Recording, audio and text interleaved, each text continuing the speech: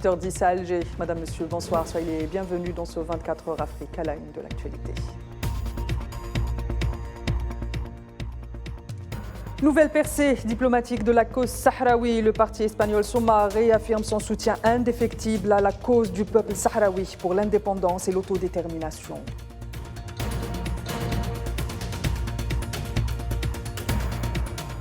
Et en Afrique du Sud, le soutien à la cause palestinienne ne faiblit pas. Le parti de feu Madiba, connu pour son soutien des causes justes, affirme son adhésion à la motion appelant à la fermeture de l'ambassade de l'entité sioniste à Pretoria.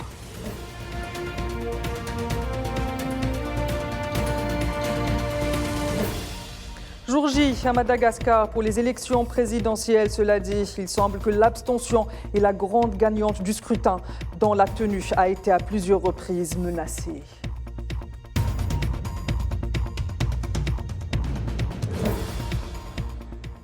Le président algérien Abdelmadjid Tebboune a présidé ce jeudi matin à Alger les travaux de la clôture des journées de l'entrepreneuriat. Pour rappel, ces journées ont été organisées du 14 au 16 novembre en marge de la célébration de la Semaine mondiale de l'entrepreneuriat, sous le slogan « L'entrepreneuriat au cœur du renouveau algérien ». À cette occasion, Abdelmadjid Tebboune a également visité les stands de l'exposition organisée dans le cadre de l'activité avant d'aller à la rencontre des entrepreneurs économiques.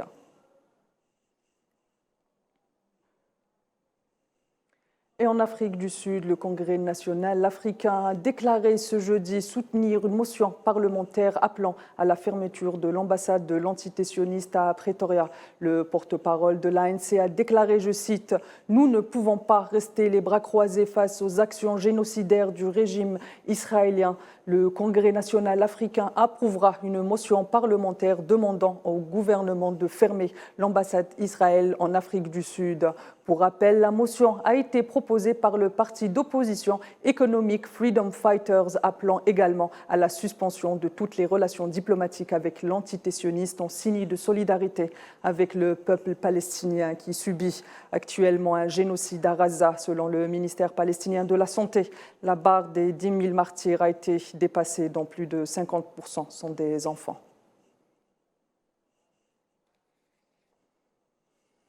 Et face à ce génocide des Palestiniens à Gaza, la mobilisation populaire africaine ne faiblit pas, en particulier au Maroc où la pilule de la normalisation avec l'entité sioniste ne passe pas. Le Front marocain contre la normalisation a appelé à une nouvelle manifestation en soutien à la Palestine le 19 novembre prochain dans la ville de Mohammedia.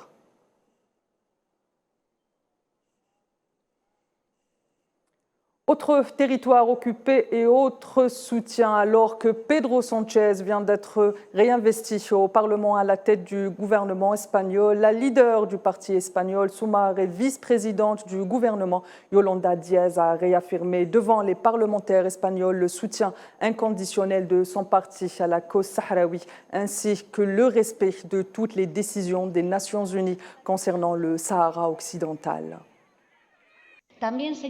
J'aimerais également, chers collègues, exprimer la position de Sumar au sujet du Sahara occidental. Nous allons continuer à soutenir le Sahara occidental. Nous allons continuer à soutenir les décisions des Nations Unies.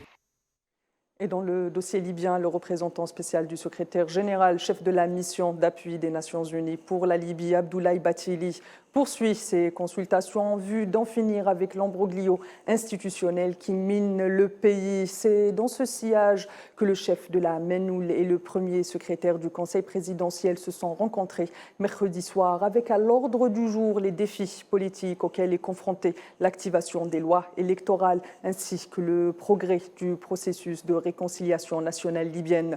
Au cours de la réunion, Abdoulaye Bathily a souligné la nécessité pour les principaux acteurs institutionnels d'assumer leurs responsabilités et de s'engager de bonne foi à la recherche de solutions pacifiques aux questions qui retardent la tenue des élections en Libye.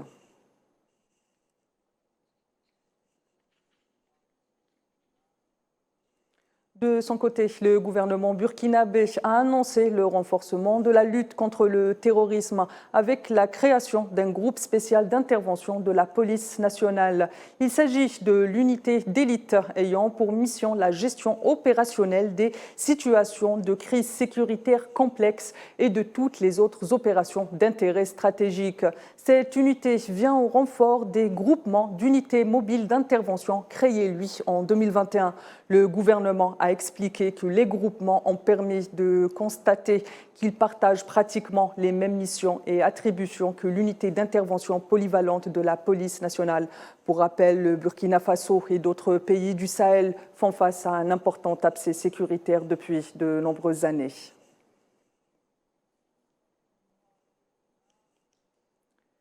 Et au Libéria, c'est dans l'attente des résultats après le second tour de la présidentielle de mardi 14 novembre et la crainte d'escalade des violences n'est pas écartée. À cet effet, la CEDEAO et les Nations Unies multiplient les appels au calme.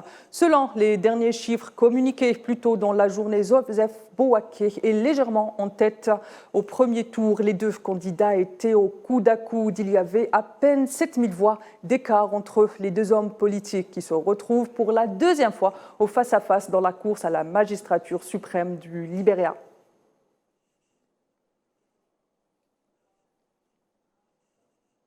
De leur côté, les électeurs malgaches choisissent aujourd'hui leur prochain président dans un contexte tendu face au président sortant Andry Rajoelina, candidat à sa réélection. 10 candidats de l'opposition ont appelé au boycott pour contester la reconduite de Rajoelina à la présidence du pays. Le couvre-feu imposé mercredi a été reconduit ce jeudi dans la capitale Antananarivo. La campagne a été parsemée d'embûches et de scandales autour de la personne du président sortant. Pour rappel, le scrutin était initialement prévu pour le 9 novembre dernier. Vous savez, le mandat présidentiel, c'est 5 ans. Dans d'autres pays, il y a les présidents, les chefs d'État qui ne veulent pas organiser, aller vers les élections. Chez nous, à Madagascar, moi, j'ai incité justement à pouvoir donner le choix et justement à la population, au peuple malagasy, d'aller vers la voie démocratique, parce que c'est la seule voie d'accéder au pouvoir dans les règles constitutionnelles.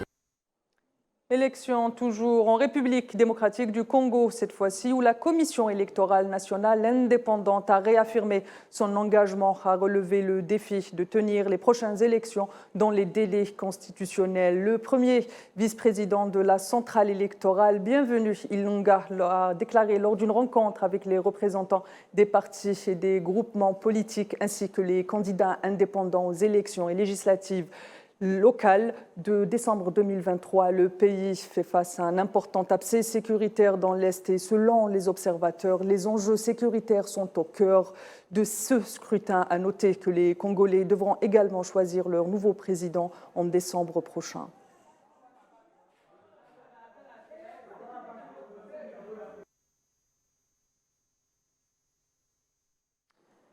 L'aide alimentaire destinée à plus d'un demi-million de réfugiés ayant fui le Soudan vers le Tchad s'épuisera le mois prochain sans financement supplémentaire, avertit un responsable du programme alimentaire mondial.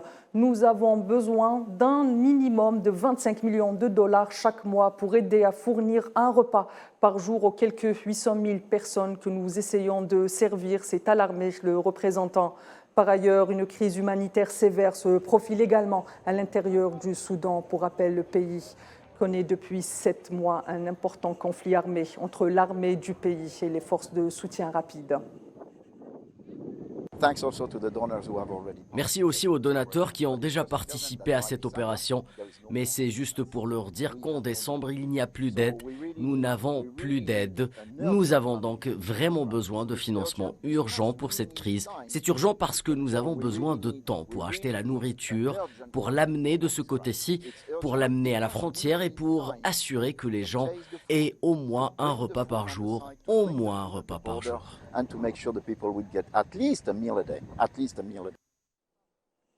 Et le Conseil de sécurité des Nations Unies a décidé de proroger d'une année la mission multidimensionnelle intégrée des Nations Unies pour la stabilisation de la République centrafricaine. L'organe exécutif de l'ONU a par ailleurs décidé que l'effectif maximal déployé ne doit pas dépasser les 14 000 militaires, dont 580 observateurs militaires et officiers d'état-major et 3 020 policiers, dont 600 policiers hors unité constituée et 2 420 membres d'une unité de police constituée, ainsi que 108 agents pénitentiaires. La résolution portant sur cette prorogation au mandat de la MINUSCA a été adoptée par 14 voix favorables et une abstention.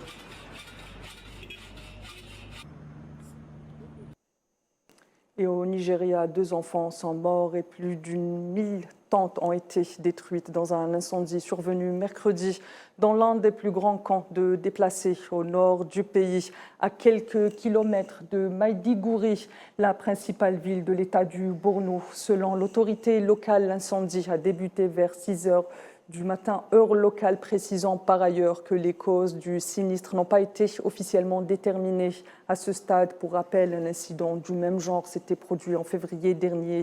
Le Nigeria, qui fait face à un important abcès sécuritaire, compte plus de 2 millions de déplacés internes selon les chiffres de l'ONU.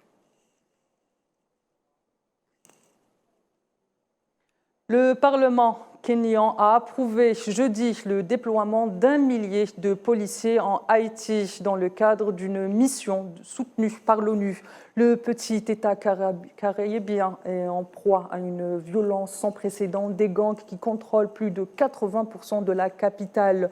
Le nombre de crimes graves ayant atteint le record selon la représentante de l'ONU dans ce pays. Cela dit, le déploiement reste toutefois suspendu par la Haute Cour de Nairobi qui doit encore examiner un recours déposé par un opposant qui argue que cette mission est inconstitutionnelle.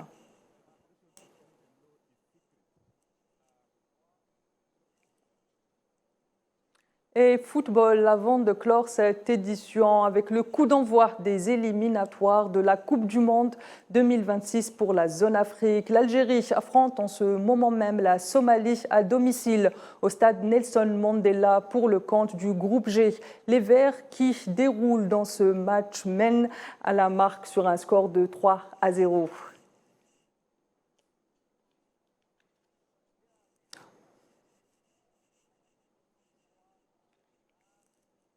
Il mène de 2-0, évidemment. On souhaite bon courage à l'ensemble des équipes africaines qui s'affrontent, qui sont en jeu pour ce mondial 2026. Madame, Monsieur, c'est ainsi que s'achève ce 24 heures Afrique. Il ne me reste plus qu'à vous souhaiter une excellente soirée. L'info continue sur Al24 News.